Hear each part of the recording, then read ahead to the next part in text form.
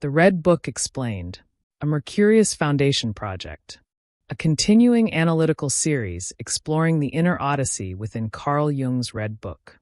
Each episode unveils a deeper descent into the unconscious, tracing Jung's encounters with the sacred, the terrifying, and the transformative symbols that shaped analytical psychology. Episode 2, The Desert. After hearing the voice of the soul, Jung now enters the barren expanse of the desert, a place where all forms dissolve and the spirit is tested by silence. Here, the warmth of divine revelation fades into the cold light of solitude. It is in this emptiness that the psyche learns endurance, and the alchemist within begins his work. A complete digital production by the Mercurius Foundation. This work was created to deepen your reflection and inner dialogue. We invite you to listen, pause, and allow the stillness to reveal what words cannot. In 1913, Carl Jung began to descend into a silence deeper than madness. The world saw a renowned psychiatrist at the height of his career, but within, something ancient had awakened. The familiar world of science and reason began to fracture, revealing a vast and living darkness beneath. Jung withdrew from the noise of civilization and followed the voice that called him inward, the voice of his own soul. It led him beyond theology, beyond philosophy, into the uncharted territory of the human psyche. There, in the solitude of his visions, he would confront images older than time, gods, serpents, prophets, and shadows that spoke with divine authority. When he entered the desert, it was not the landscape of sand and sun, but the psychological wasteland that comes after revelation, where the divine disappears and only the echo of faith remains. Here, Jung faced the unbearable silence of God. No longer guided by light, he had to walk by intuition alone. This is where transformation begins, in the absence of meaning, in the collapse of every certainty. The desert is not punishment. It is initiation.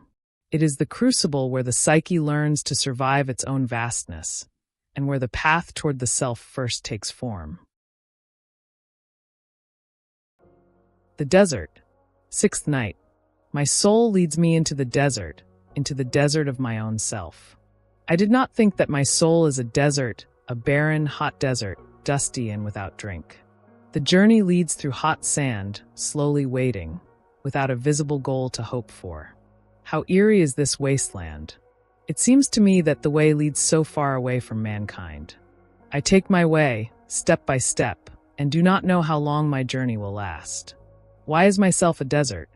Have I lived too much outside of myself in men and events? Why did I avoid myself? Was I not dear to myself? But I have avoided the place of my soul. I was my thoughts after I was no longer events and other men. But I was not myself, confronted with my thoughts. I should also rise up above my thoughts to my own self. My journey goes there, and that is why it leads away from men and events into solitude. Is it solitude to be with oneself? Solitude is true only when the self is a desert. Should I also make a garden out of the desert? Should I open the airy magic garden of the wilderness? What leads me into the desert, and what am I to do there? Is it a deception that I can no longer trust my thoughts? Only life is true, and only life leads me into the desert, truly not my thinking, that would like to return to thoughts, to men and events, since it feels uncanny in the desert. My soul, what am I to do here? But my soul spoke to me and said, Wait. I heard the cruel word. Torment belongs to the desert. Through giving my soul all I could give, I came to the place of the soul and found that this place was a hot desert, desolate and unfruitful. No culture of the mind is enough to make a garden out of your soul. I had cultivated my spirit, the spirit of this time in me, but not that spirit of the depths that turns to the things of the soul, the world of the soul. The soul has its own peculiar world. Only the self enters in there, or the man who has completely become his self, he who is neither in events, nor in men, nor in his thoughts.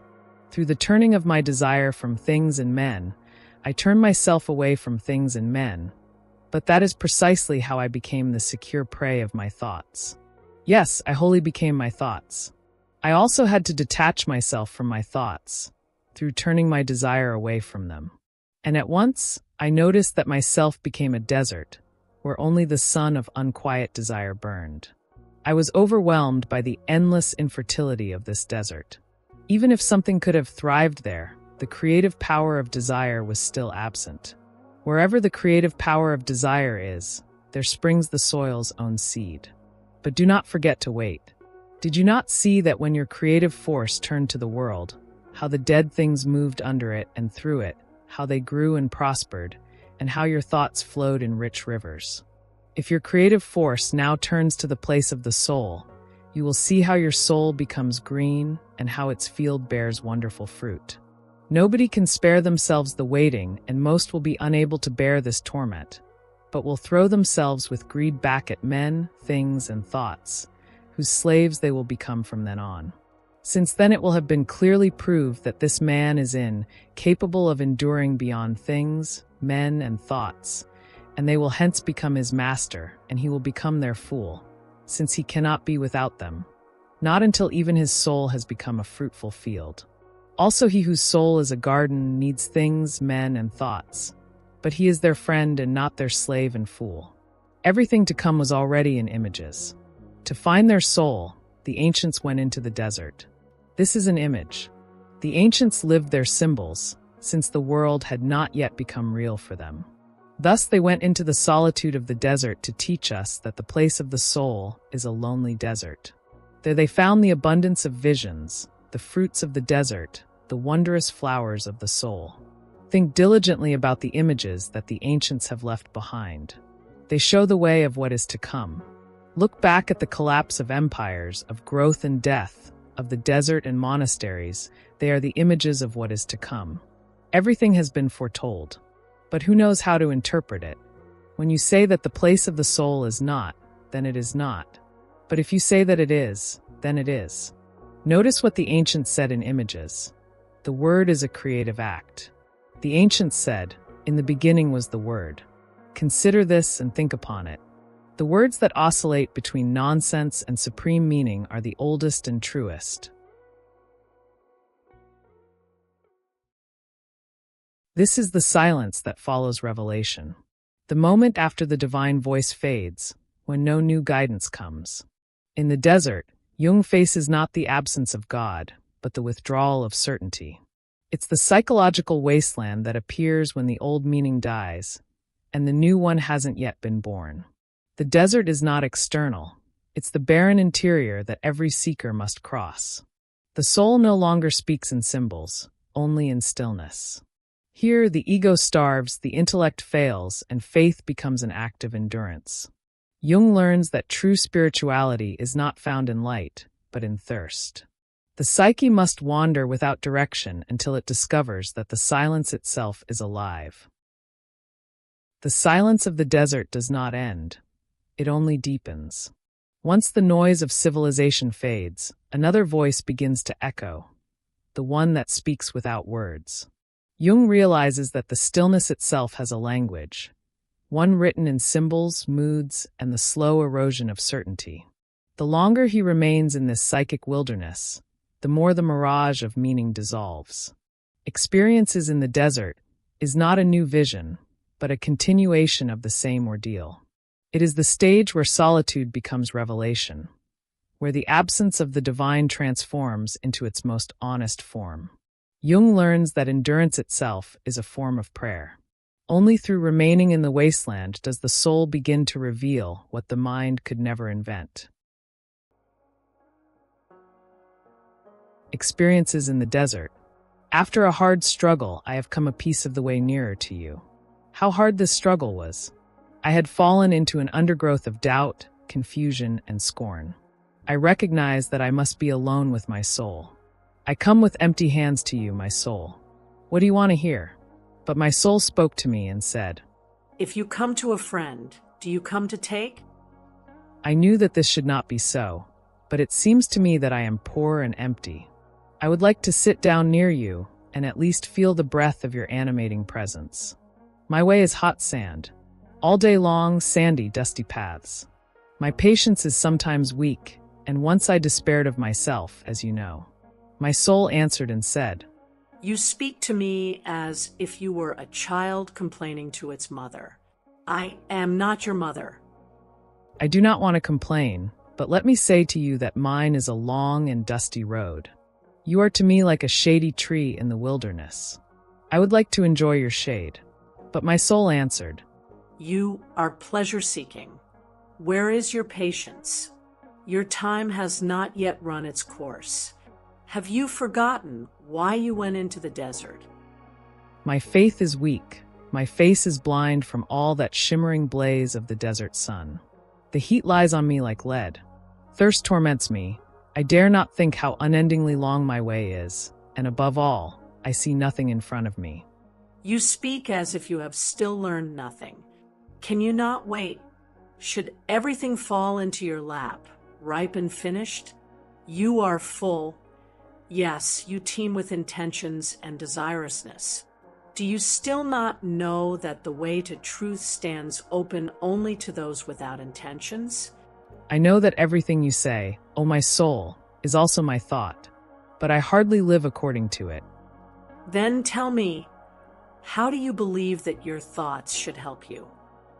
I would always like to refer to the fact that I am a human being, just a human being who is weak and sometimes does not do his best. Is this what you think it means to be human?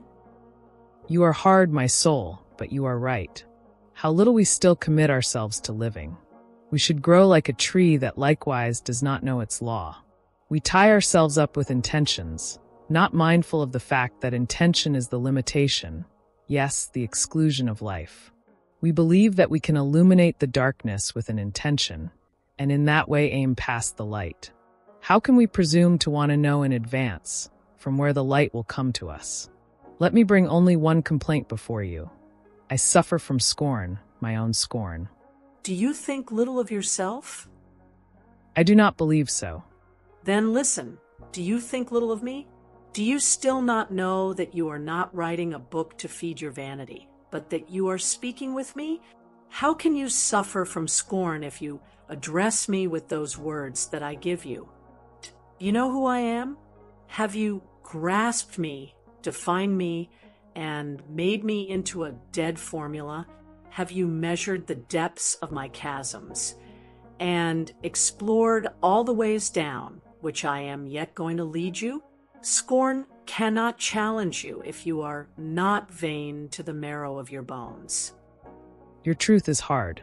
I want to lay down my vanity before you, since it blinds me. See, that is why I also believed my hands were empty when I came to you today. I did not consider that it is you who fills empty hands if only they want to stretch out, yet they do not want to. I did not know that I am your vessel, empty without you but brimming over with you. This was my 25th night in the desert. This is how long it took my soul to awaken from a shadowy being to her own life, until she could approach me as a freestanding being separate from me. And I received hard but salutary words from her. I needed that taking in hand, since I could not overcome the scorn within me. The spirit of this time considers itself extremely clever, like every such spirit of the time. But wisdom is simple-minded, not just simple. Because of this, the clever person mocks wisdom, since mockery is his weapon. He uses the pointed, poisonous weapon because he is struck by naive wisdom. If he were not struck, he would not need the weapon. Only in the desert do we become aware of our terrible simple-mindedness, but we are afraid of admitting it. That is why we are scornful. But mockery does not attain simple-mindedness. The mockery falls on the mocker, and in the desert where no one hears and answers, he suffocates from his own scorn. The cleverer you are, the more foolish your simple-mindedness.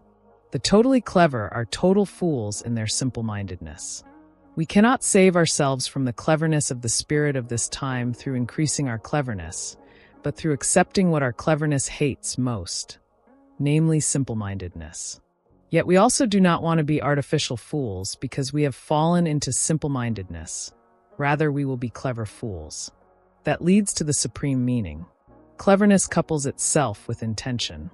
Simple-mindedness knows no intention. Cleverness conquers the world, but simple-mindedness, the soul. So take on the vow of poverty of spirit in order to partake of the soul. Against this, the scorn of my cleverness rose up. Many will laugh at my foolishness, but no one will laugh more than I laughed at myself. So I overcame scorn. But when I had overcome it, I was near to my soul, and she could speak to me, and I was soon to see the desert becoming green. In Experiences in the Desert, Jung discovers that silence is not an absence, but a presence that tests him. The desert strips him of language, theory, and the protective scaffolding of intellect. He begins to perceive that the psyche itself is alive, an organism that breathes beneath consciousness, shaping every thought and emotion. In this void, the ego ceases to be the center of experience and becomes a witness. The solitude of the desert teaches Jung that the self does not reveal itself through accumulation, but through subtraction. It is only by losing everything, even the desire for meaning, that the true ground of being appears. The desert becomes a mirror for psychic purification. Each mirage reflects one of Jung's own illusions, and each shadow reveals an unintegrated fragment of his soul. He learns that faith is not belief but endurance, the capacity to remain in the unknown without retreating to certainty. In this dryness of the soul, the old gods wither, and new symbols begin to stir beneath the surface. What Jung calls experience here is not emotional intensity, but a sacred exhaustion, the exhaustion that prepares the soil for transformation. As the silence deepens, he encounters the paradox of revelation, that the divine is not a voice speaking to him, but an awareness awakening within him. The desert's barrenness becomes fertile in another dimension, a space where inner listening matures into communion. This is where Jung's psychology breaks from dogma. He recognizes that the unconscious is not a passive container, but a creative principle, a living source of images that mirror the divine process itself. Yet this stillness cannot last. The soul that endured the desert must now descend further, into what Jung calls hell in the future, the collective shadow of humanity. The journey turns from personal to prophetic. The inferno he foresees is not mythological, but psychological, the suffering of a civilization that has lost its connection to spirit. Where the desert burned away illusion, hell will burn away identity. The next chapter will not test his faith, but his compassion, the ability to see divinity even in destruction.